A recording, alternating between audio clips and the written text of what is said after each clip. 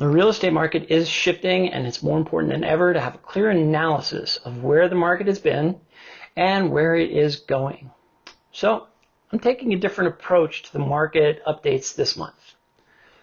Hi, this is John James with the James team at RE/MAX Partners, and this is the June 2022 Routt County edition of the Steamboat Market Update.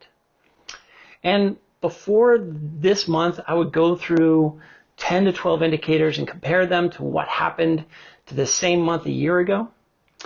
Sometimes I would compare how the indicator was compared to the month before.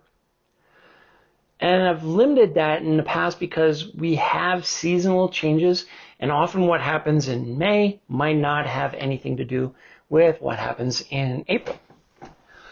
But there are certain keystone events that can change the trajectory of the market on a month-by-month basis, like COVID in the past, or nowadays inflation or interest rates.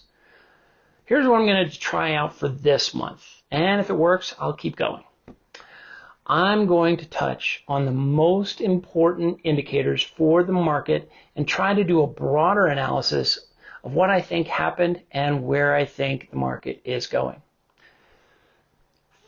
For the segment categories, let's take price segments, for example. I'm going to combine all three price segments into one update.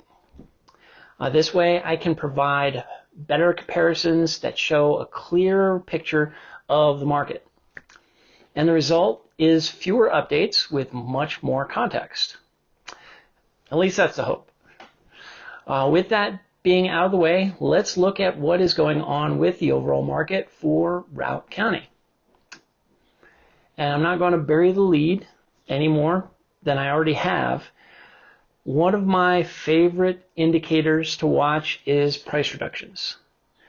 And in June, reductions were up 35% over the year before. 66 price reductions certainly seems to be a lot, and comparing to May, it's up 48%. But here's why that is even more significant to the market. The number of active listings, how many listings are on the market at any given day of the month, dropped 44%. And that means the rate of price reductions per active listing in June was 45%.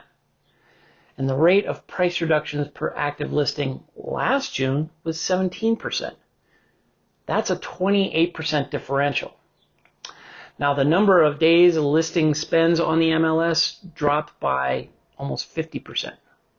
What this tells me is that sellers are quick to move off their original list price in order to get their home sold. My take is we will see fewer listings with an offer deadline included, fewer appraisal gap clauses, and we will see more contingencies like inspection objection back into the contract. Demand is softening, but that's only one side of the economic equation. Supply is still extremely limited. New listings dropped by 21%, and we only have 1.5 months supply of homes on the market, which is still 42% less than what we saw the year before. The sky's not falling. The market is not crashing.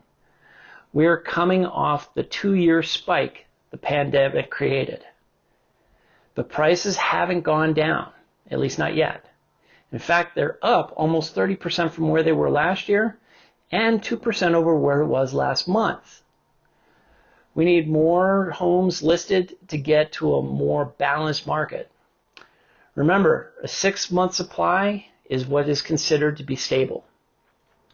Buyers, you no longer have to offer your firstborn in order to be in the running for a home. And sellers, listen to your listing agents. If you still want to sell quickly, you'll still get a great price, but you'll have to be in tune with what a great price is. If you don't have anyone helping you on this front, give me a call and I can guide you.